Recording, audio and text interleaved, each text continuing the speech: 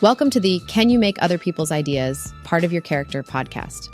In this episode, we explore the concept of introjection and how it relates to incorporating other people's ideas and values into our own character. Don't miss out on future episodes by subscribing to our podcast now. In today's episode, we'll cover introjection as a coping mechanism, its effects and examples of how it manifests in children. Have you ever heard of the term introjection? It's a psychological concept coined by Sigmund Freud that describes the process of internalizing someone else's thoughts or expectations and incorporating them into one's own personality. In other words, it means accepting external beliefs and making them a part of your own identity.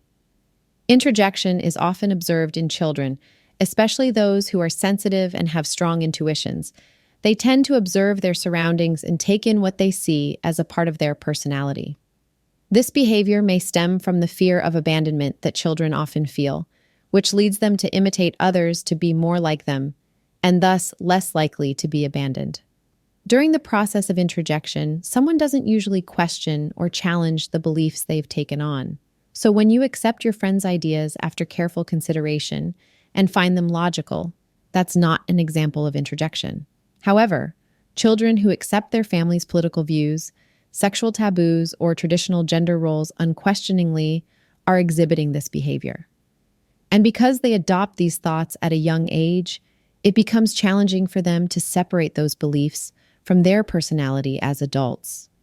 While parents or caretakers might be the originators of introjection in children, peers and influential individuals in one's life can also have a significant impact. Consider a child who experiences bullying at school. He may start exhibiting uncharacteristic negative behavior towards animals or siblings as a result. Some psychologists believe that introjection can serve as a defense mechanism. For mentally healthy individuals, it allows them to adopt positive attributes like kindness, loyalty, or the desire to help the less fortunate.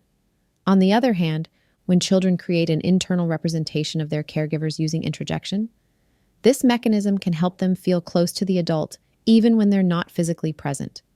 However, whether introjection leads to positive or negative consequences largely depends upon the traits and behaviors that one internalizes. When introjection internalizes qualities like love and compassion, it molds children into kind-hearted and empathetic individuals. In that same vein, one can use introjection to cope with loss. For example, if someone says to a newly bereaved daughter, "You're just like your mother," that statement may bring up fond memories of her mother and help her deal with the grief. On the other hand, when introjected beliefs are negative, they can have detrimental effects on a child's psyche. If a child internalizes feelings of worthlessness or inadequacy, it can lead to low self-esteem and an inability to stand up for themselves when necessary.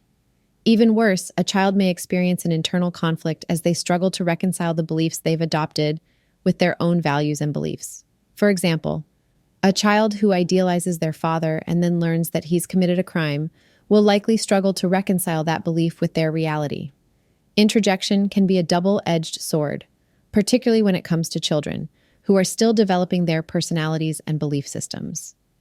Depending upon the beliefs that children internalize through the process of introjection and its source, they can lead to either positive or negative consequences as they continue to grow and develop.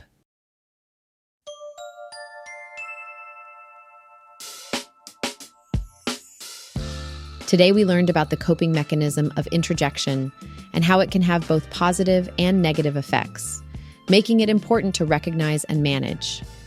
Thanks for joining us for this episode, and don't forget to subscribe for future ones.